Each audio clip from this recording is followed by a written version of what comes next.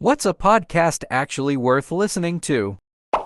History of Rome. After the first few episodes where sound produciton isn't great, it's just like 200 episodes of incredible story of the rise and fall of the entire Roman Empire. The dude knows his, actively will call out his own mistakes during the following episodes when he is wrong, which isn't often. He tells it in way better than any textbook. He almost never goes off the rails and talks about irrelevant material, and when he does it's about baseball for 4 seconds. He enjoys the topic and you can tell.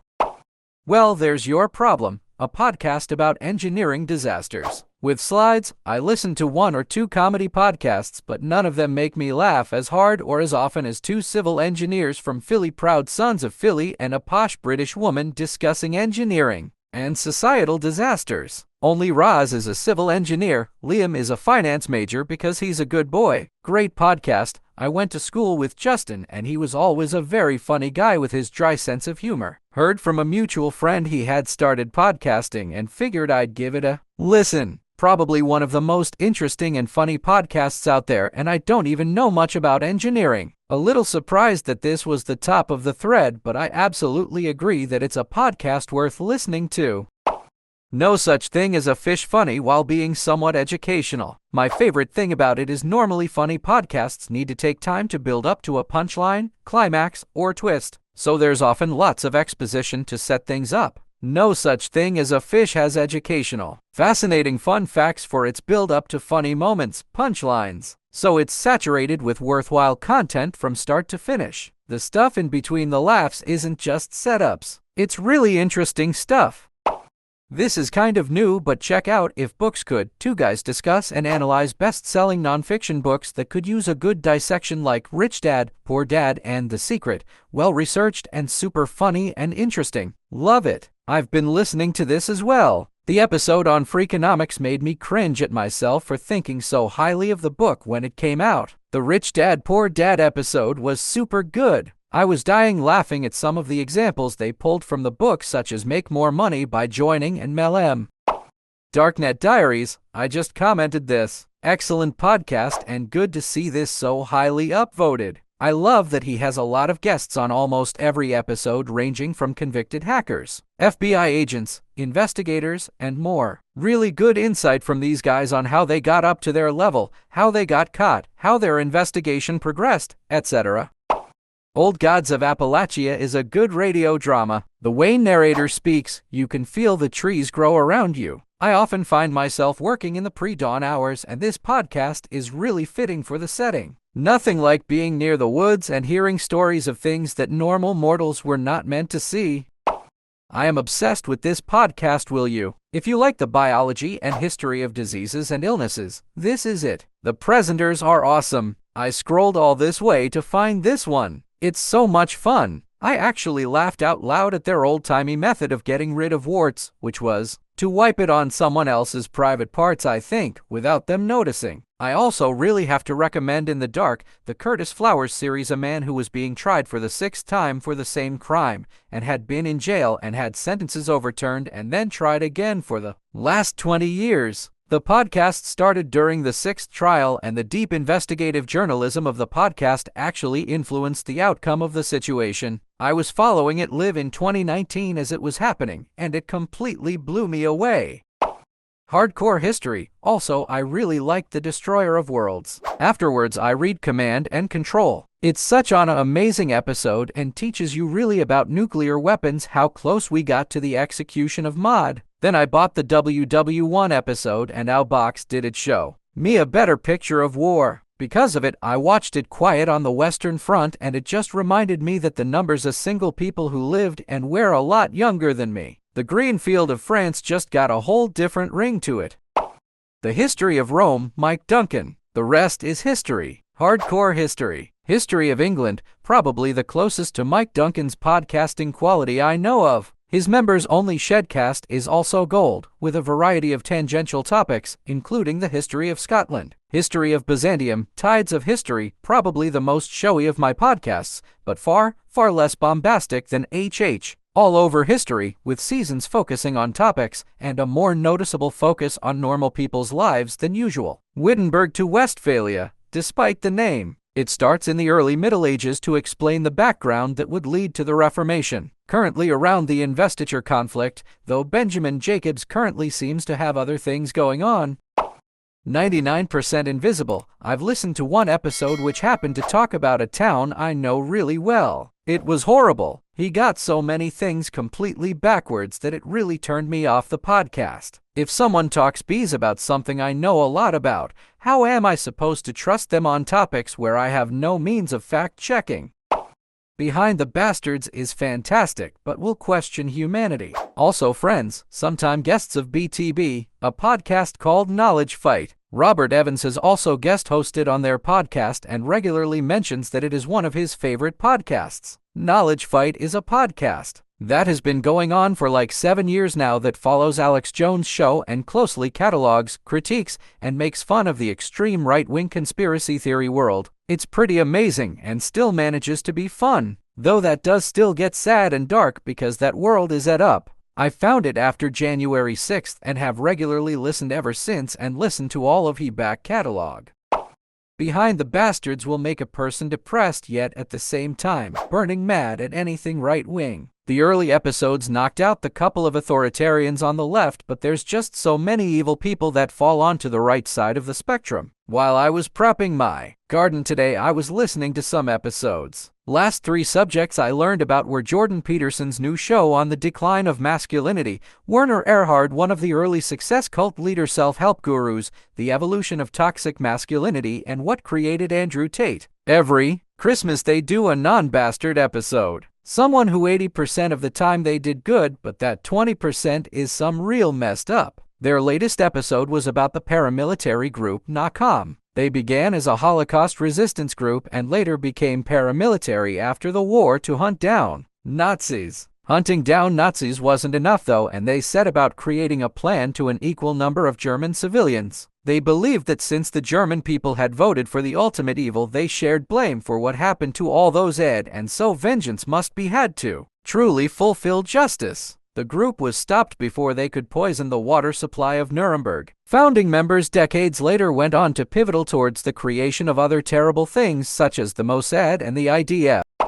I love You're Wrong About. This was the first podcast I ever I had completely gutted my attic area to turn it into an art studio, and I listened to 2 years worth of You're Wrong About while fixing the place up. Previously, I just assumed podcasts were just boring regular people talking about, I don't know, boring life stuff. Unfortunately, or fortunately, depending on your views, it did push me into good old true crime podcasts, and now that's mostly what I listen to. Sprinkle some spooky history-like lore in there, maybe some silly internet urban legends, and I'm set.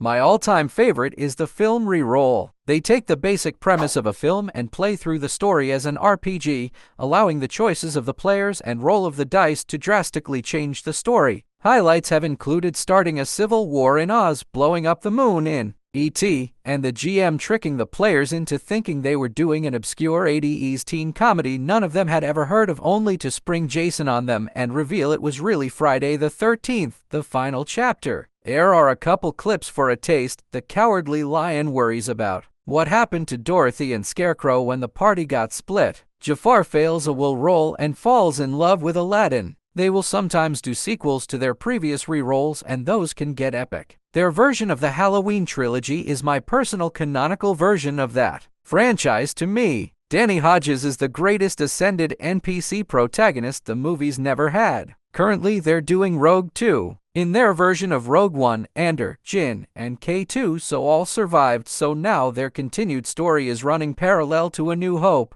I could go on and on about the running jokes, the great humor, the unexpectedly dramatic moments with real pathos, the wonderful personalities, and absolutely world-class acting and improv that goes into the show. I dearly love it and have listened to every episode at least twice, while some of my favorites have become go-to comfort listening, and I've lost count of how many times I've re-listened to those. But I'll let y'all discover all of that for yourselves. It's a true gem of a show. Some honorable mentions. Oh no! Ross and Carrie, they examine fringe science, spirituality, and claims of the paranormal and show up so you don't have to. They try alternative medicines on themselves, join cults, and investigate all kind of wild claims and report back their first-hand experience. Yes, they have done Scientology. You might be surprised at how far into it they got before they were found out. Monster Talk, a show that looks at Fortean phenomenon from a skeptical perspective. Never cynical or simply debunking,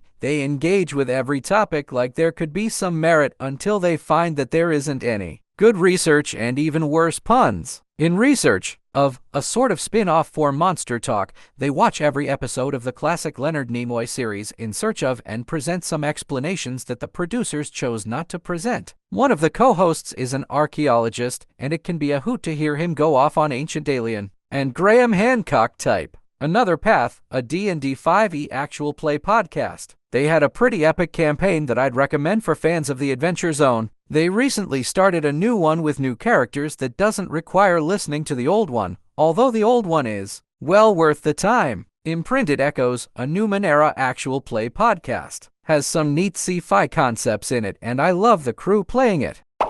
This is actually happening. Each episode is about an experience someone really had and is told in their own voice. For example, one episode is about how a woman survived an apartment fire, another is about a woman who hit and accidentally at a person on the road. Definitely not an easy listen, but they are all important stories and experiences. There were definitely some gut-wrenching episodes. The one about the guy who found out his girlfriend was pregnant and he was so excited. And then she just ghosted him and gave the kid up for adoption, and he longs for the day that he can finally meet his kid. He loves his child so much and has never met it.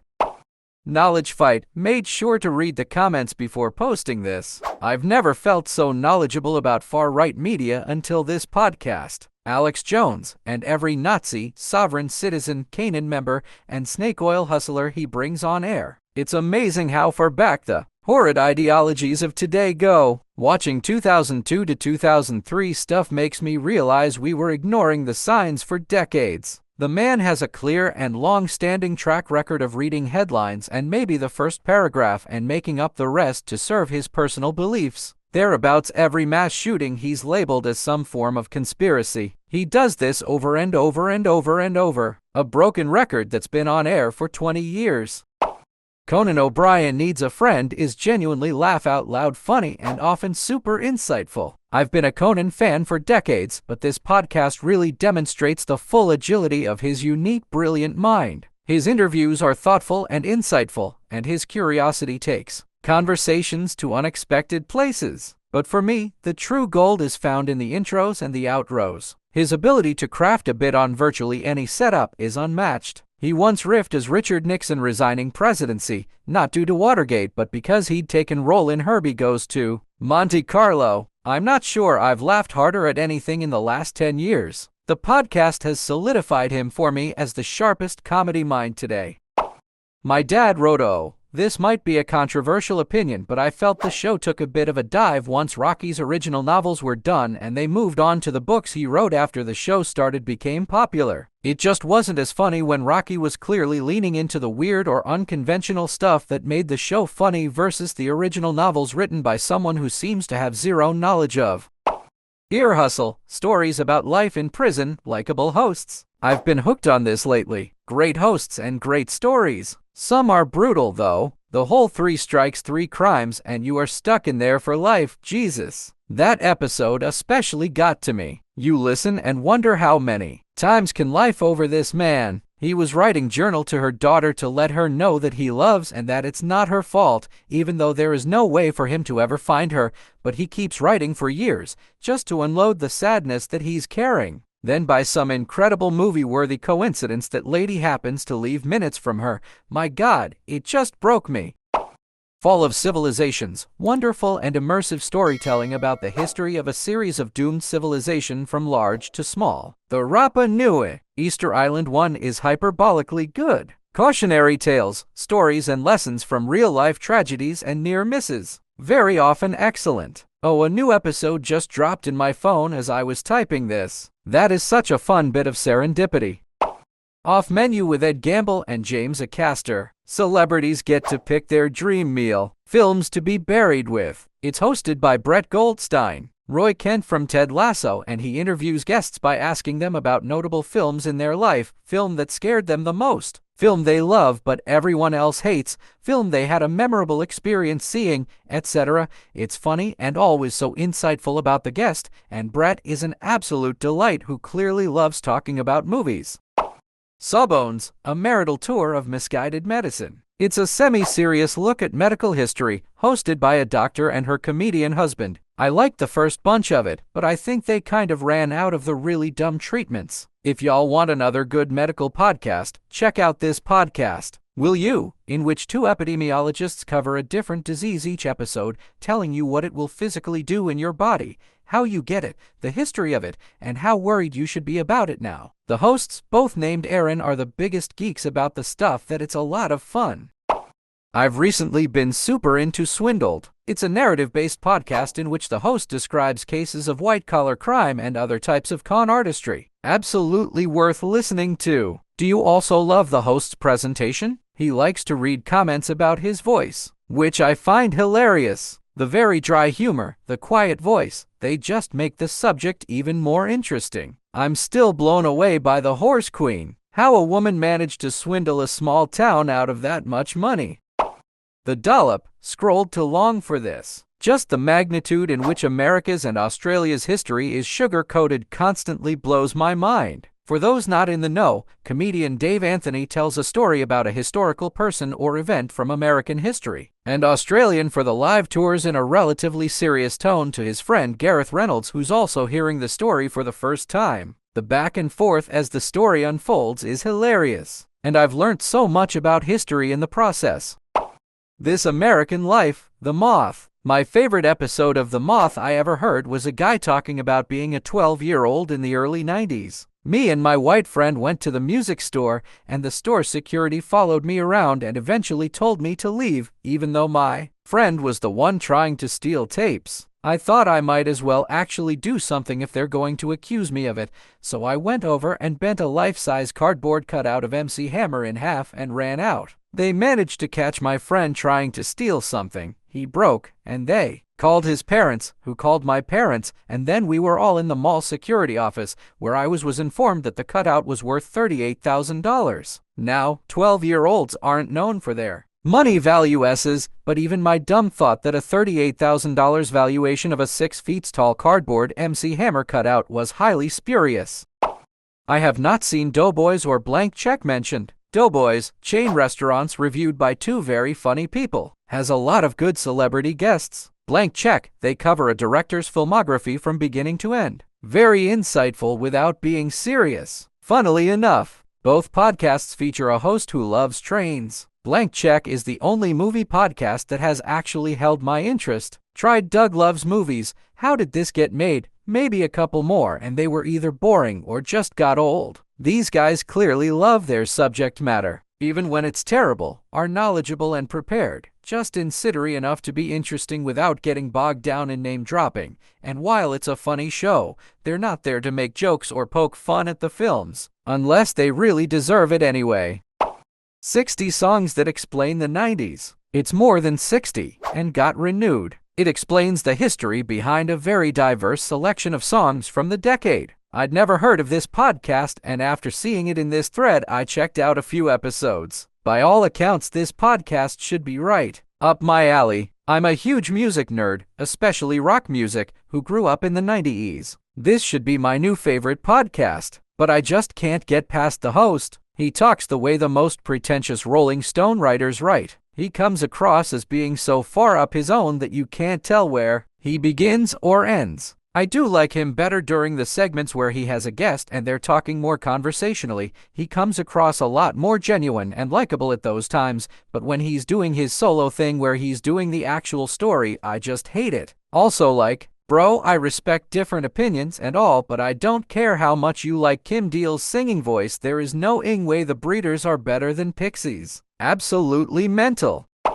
The Weekly Planet. I listen to The Weekly Planet while I'm running, and there have been too many times when I've burst out laughing as I've passed someone and had to explain through fits of laughter that it's not them, it's just the thing I'm listening to. I also follow James and Mason to other podcasts like Do Go On and Filthy Casuals because they are naturally funny no matter where they are. The Always Sunny podcast, I've seen only a few episodes of that show, so I know what it's roughly about, but I don't know all the references and episodes or plots or anything. A few weeks ago, some clips from the podcast started coming up in my YouTube feed, and it is genuinely very enjoyable, funny, and interesting, even though sometimes I have no idea what they're talking about.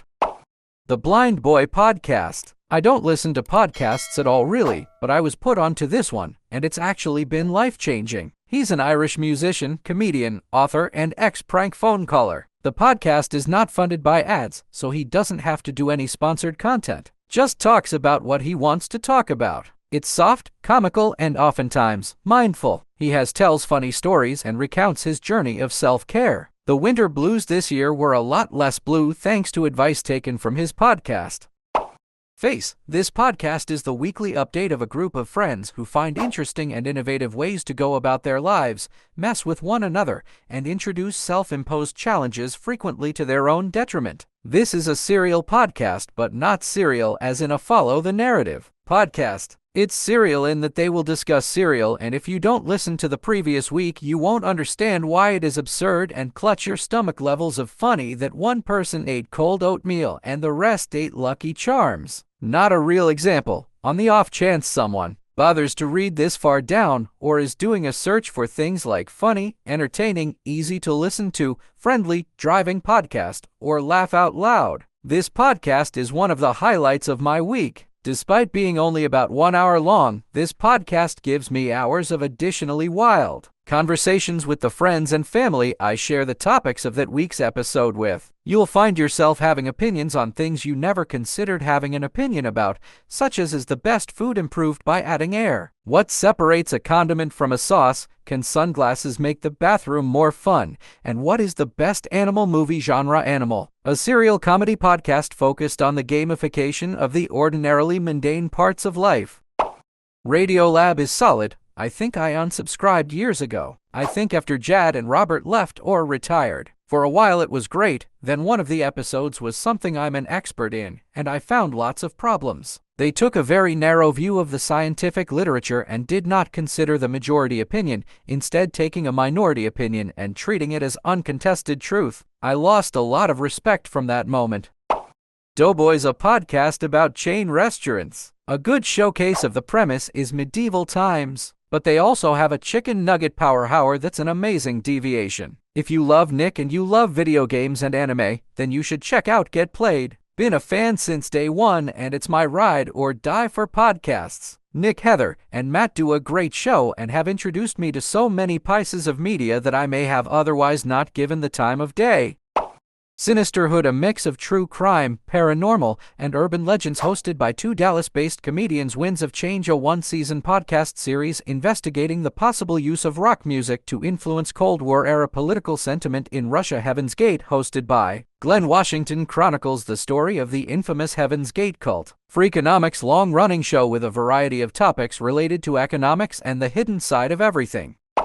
I love listening to Trash Taste. What do you get when you have a Welsh man, a half Japanese, half Aussie, a Thai who grew up in the UK, with an American manager, all living in Japan just being bros? You get extremely casual hilarity, that's what you get. They'll talk about hentai one day, then argue about chicken the next. They just talk about whatever, and it's always interesting as a result.